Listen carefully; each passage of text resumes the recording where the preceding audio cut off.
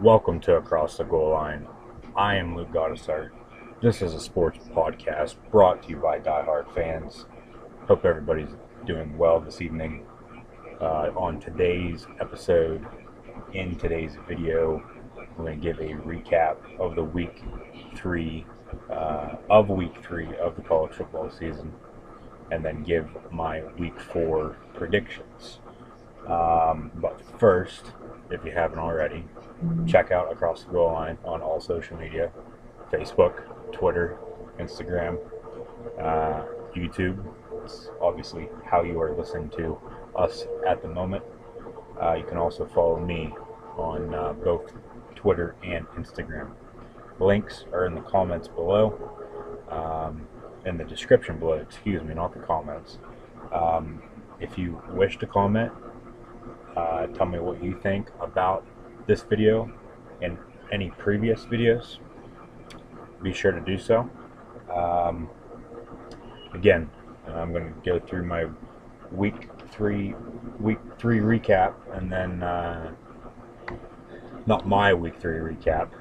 Well, I'll tell you how I did last week, but I'll tell you what happened in the sport of college football last weekend, and then give you my week 4 predictions for this upcoming weekend of college football, which it should be another great weekend. We got some great games on Thursday, Friday, and Saturday. So I'll get into those here in a bit. But first, as I just said, I'll tell you how I did this past week. I went 8-6. We did have some really close games, though, this past weekend. So I am happy that I went 8-6 and didn't do any worse than that. South Florida defeated Illinois last Friday night pretty handily, 47-23. Oklahoma State blew out Pitt on the road, 59-21. Memphis and UCLA had a close one. It was in a back and forth game. I had picked UCLA in this matchup. They ended up losing by a score of 48-45. Florida beat Tennessee on a Hail Mary at home in the Swamp down in Gainesville by a score of 26-20. TCU routed SMU by 20, 56-36. Notre Dame and Boston College were, I believe, tied, or Notre Dame was up 3 in the middle of the third quarter. I think it was about 13-10 or 13-13, somewhere in there. And then Notre Dame, come fourth quarter, they ended up putting the beating on the Eagles and won by a score of 49-20. Wisconsin went to Provo, first Big Ten school to go to Provo and face the BYU Cougars. They won by a score of 40-6. Mississippi State, and what a lot of people would say would have been the upset of the week this past week. They defeated LSU down in Baton Rouge in Death Valley by 37-7. Oregon went to Wyoming, won 49-13. Vandy held on late to beat number 18th Kansas State, and good old AARP and Bill Snyder, 14-7. Clemson went on the road to Louisville, and going into last weekend was the game of the week. Didn't look like that at all. Clemson blew out Louisville 47-21. USC then in Texas played in the Coliseum. USC had to take the Longhorns to double overtime to pick up the victory. They won 27-24 in double overtime. And then Cal defeated Ole Miss 27-16, and then San Diego State defeated Stanford at home 20-17. As I said, a lot of people would have said the biggest upset of this past weekend, could have been Mississippi State and LSU.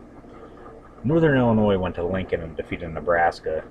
I thought that was a big upset. Vandy over Kansas State, especially with Kansas State being ranked 18th at the time. They are not so anymore, especially as well with Vanderbilt being in the dumps the past 3 seasons. This is a big win for Derek Mason. Might have saved his job. We'll have to see about that. They got the Alabama Crimson Tide at home in Nashville Saturday afternoon on CBS. And then Stanford was also ranked in the top 25, and they lost on the road for the second straight week. Lost to USC the previous week, and then just lost to San Diego State this following Saturday night. The best game then, I thought, that UCLA-Memphis game, like I said earlier, it was back and forth. Memphis, playing at home, they had the home crowd behind them. They pulled away late, 148-45, like I said. The Tennessee-Florida game as well, almost went to overtime. But Florida and Felipe Franks, who scored Florida's first touchdown of the season, 2 games in, should have been 3. They canceled their game against Northern Colorado the week before due to Hurricane Irma. A lot of teams and schools down in Florida canceled their games the second week of the year due to that hurricane. But Tennessee, Florida, I thought was a great game. Hopefully Florida can score some more touchdowns this year, and then maybe they'll have a chance to win the SEC East for the 3rd straight season and go back to Atlanta to more than likely face Alabama at the moment. But then the best game of the weekend, I thought, was that 2 overtime thriller in Los Angeles between Texas and USC in what was the first matchup between these two schools since that 2006 BCS National Championship game. That was also a thriller, which was won by Texas by a score of 41-38. But I thought that was the best game. Let me know what you guys think. Game didn't get over until after midnight, I think. I can't remember. That was a couple days ago. Today is Wednesday, September 20th. Like I said, we got some games tomorrow night, Thursday, and then we got some on Friday and Saturday, like normal as well. I'll get to those here in a second. Impressed and disappointed. Like I said a couple weeks ago, I'm going to be doing this every single week for both college and the NFL. And by the way, be sure to go watch and listen to my Week 3 NFL predictions. And then WWE No Mercy is this Sunday night as well from Los Angeles. So I'll have a predictions video for that. So be sure to go listen to those. Give it a thumbs up if you wish. But impressed, disappointed. Mississippi State, picking up a win over LSU. And then Vandy picking up a win against Kansas State. And then disappointed, Nebraska losing at home to a subpar non-Power 5 team in Northern Illinois, especially at home in Lincoln, Nebraska. They've sold out every single game at Memorial Stadium since, I believe, 1960. It was real disappointing to see Nebraska lose, especially after going on the road to Eugene the week before and losing to Oregon. After they should have got blown out, they came back and almost won the damn game, lost by 7. But I thought they would have had a little bit more fight in that matchup against Northern Illinois this past week, but I guess not. They opened Big Ten play against Rutgers this weekend at home, so we'll have to see how that goes for the Huskers. Games this weekend, though, like I said, some Thursday, Friday, and Saturday, like normal. Temple goes to South Florida. I'm going to take the Bulls in that one. They looked really, really good. I know they played a bad Illinois team this past Friday night at home. They get a conference matchup now against Temple. Temple, they beat UMass last week, also on Friday night, so both these teams will have the same amount of rest. But I think South Florida, they'll have enough to pick up the victory. Virginia then goes to Boise to play Boise State. Virginia, surprisingly, they're 3-0. Bronco Mendenhall leaving BYU a little less than 2 years ago, coming to Charlottesville. I don't think they'll have enough to get it done on the road. I remember these two teams played in Charlottesville a couple years ago. It's weird how these teams are setting up non-conference matchups now. Normally in back-to-back years. But here's a perfect example. These teams, two teams played, I believe it was 2013, might have been 14, and then, a couple years go by and they have to settle the rivalry, then settle the matchup. Um, a couple years later, it just doesn't make a whole lot of sense to me. I think you should just do it in back-to-back years. But if that's how they want to schedule stuff, so be it. But I'm going to take Boise State in this one. I don't think Virginia's going to have enough to pick the W. Utah then and Arizona open up Pac-12 play. Arizona looked good this past Friday night against UTEP on the road, but they were playing UTEP. They won 63-7, if I'm not mistaken. Utah, they won the Holy War early against BYU. BYU, they always start out slow and then somehow still make a bowl game at the end of the year. I'm going to take Utah in this matchup. Next game then, Texas A&M, Arkansas to open up SEC play.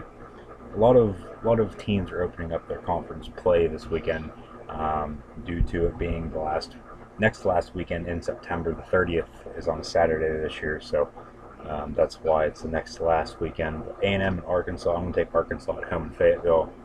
Kevin Sumlin might be without a job in a couple weeks. If not in a couple weeks, I'd say definitely at the end of the year, Kevin Sumlin will be fired by Texas A&M. We're moving in a new direction. Texas Tech then, they go to Houston. So 3 Texas teams there in these past 2 games. Houston surprised me a couple weeks ago when they played Arizona on the road.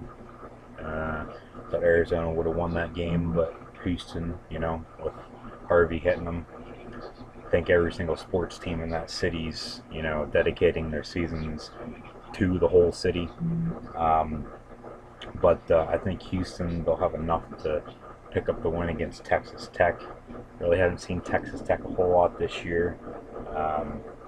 They're really not on in my area unless they're playing a primetime game, and Texas Tech really hasn't been in a primetime situation since they had Graham Harrell and Michael Crabtree back in 2007 and 8. So I'm going to take Houston in that game. NC State then and Florida State. I think NC State's going to pick up the upset. And Florida State, losing DeAndre Francois against Alabama week 1 for the season. I think their season, they'll still have a decent year, but they'll lose some games they're not supposed to. Just like they did last year. And I had said earlier this year, hopefully that doesn't happen, but without Francois now, I think it will happen. So I'm going to take the Wolfpack. Central Florida then comes north to play Maryland. I'm going to take the Terps in this one. Central Florida, this is their first game since the opening weekend of the season. And when they played that opening weekend game, it was a Thursday night matchup. I can't remember who they played. I know they won pretty handily. I believe they put up 50 plus, if I'm not mistaken. But Maryland, they also did that week 1 on the road against Texas. And then they did that week 2, or that was either it might have been last week. Can't really remember. I know they played like Towson or Howard or some shitty Division 10 school. But I think Maryland, they'll have enough to pick up the W in this one. Central Florida, they might come in and look really, really good. Playing for the first time, having all that rest and playing for the first time in 3 weeks. But we'll have to see come Saturday. I think Maryland's going to win that game though. Alabama and Vandy in Nashville, Saturday afternoon, 3:30 on CBS. Excuse me. It's the game of the week in the SEC. I'd really, really like to pick Vanderbilt. I'm leaning towards Alabama, but I could see an upset. So what the hell? I'm going to take Vandy to upset Alabama. I think it's going to shock the college football world. But you heard it here first on Across the Goal Line from Luke Godissart. Vanderbilt will defeat Alabama this Saturday, September 23rd, 2017. Oklahoma State then plays TCU at home. Oklahoma State went up to Pittsburgh last weekend, crushed the Panthers. I thought that game would have been a lot closer than what it was, but it wasn't. Uh, this, I think, is the game of the week. This is where College game day should be at this weekend. I know, the ABC primetime game is between Penn State and Iowa from Iowa City at 7:30. But this game, you got two top 25 teams. I know the game's at 3:30, but you could have changed that and put it at 7:30, made the Penn State Iowa game at 3:30. But College game day and ESPN, they decide to, go to New York City for, I don't know what reason, but, they go to they're going to be at New York City this weekend for game day. It just doesn't make any sense. They're going to be in the middle of the city. Yeah, you'll have all those people walking around, but you're not going to have a huge-ass crowd. It just doesn't make any sense to me. I thought they should have been at this game. I thought this game was the game of the week between two pretty damn good Big 12 teams at the moment. But, I can understand why, game day is trying to change it up.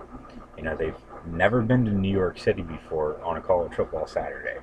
And they're probably more than likely trying to save trips to Big 12 schools, especially for TCU, Oklahoma State, Kansas State. I know Kansas State lost to Vanderbilt last week, but Kansas State, Texas, Texas Tech as well.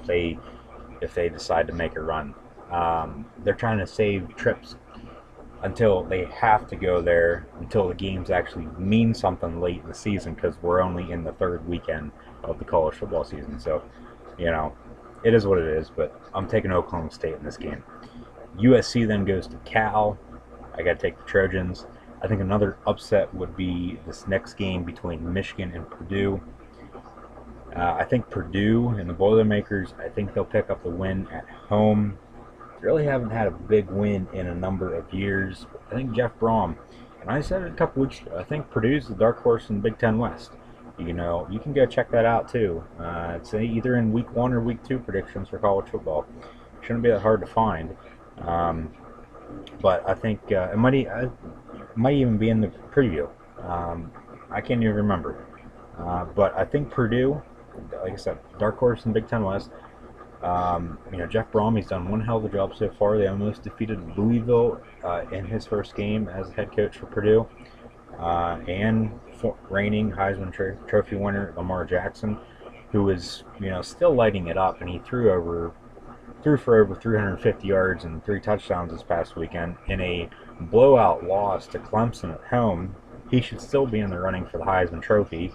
I don't care, if they lost or not. The kid's an animal. He's a freak. He's putting up video game numbers week in and week out for the second straight season, for God's sakes. So I think Purdue, with them being able to, stay close with them week 1, only losing by a touchdown, beating Ohio the second week of the year. Actually, this will be the 4th weekend of the college football season. I don't know what the hell I'm thinking. The NFL's in week 3. That's probably why. But I think Purdue will pick up the win this year, this weekend. I forget who they played last week. That's what messed me up and got my train of thought back, I guess you could say. But I'm going to take Purdue to defeat Michigan this Saturday afternoon at 4 o'clock on Fox. Mississippi State then goes to Athens to play Georgia. I'm going to take Georgia. Penn State goes to Iowa. Obviously going to take Penn State. Notre Dame then goes to East Lansing and Michigan State. Game's at 8 o'clock on Fox. This game, last year, it got close at the end, but Notre Dame was up. And then Michigan State came back, ended up losing. Their season went down the drain after that. They're 3-0 at the moment. I think they could get to 4-0. I think Michigan State defeats Notre Dame Saturday. We'll have to see. This game is normally always close. It is a rivalry game, so both teams, have something to play for, but we'll have to see come Saturday night. And then 2 late games in the Pac-12. One's a rematch of the Pac-12 title game from last year. That's Washington and Colorado. I'm going to take the Huskies in this one. I think they just have too much.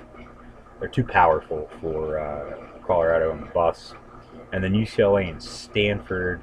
I think Josh Rosen will send Stanford to 1-3, and then the question will be, should Stanford fire David Shaw? Well, no, I don't think they should, but I wouldn't be surprised if he finally does leave to go to the NFL after this year, after having they're off to a 1-2 start. They might get back on track, but I think if they don't, I think he does bolt for the National Football League. We'll have to see. But I'm going to take UCLA over Stanford. I believe the game's at 10:30 on Saturday night on ESPN. Those are my Week 4 predictions. Let me know what you guys think. Comments below. What else do I need to say? Just, check out Across the Goal Line on all social media. Facebook, Twitter, and Instagram. Subscribe to the YouTube channel if you haven't already. And then, go check out my NFL Week 3 predictions and WWE No Mercy predictions, which is also this weekend. So, without further ado, and with that, I guess I should say that's it for this video. Like I said, go check out the other ones, and I will see everybody sometime soon.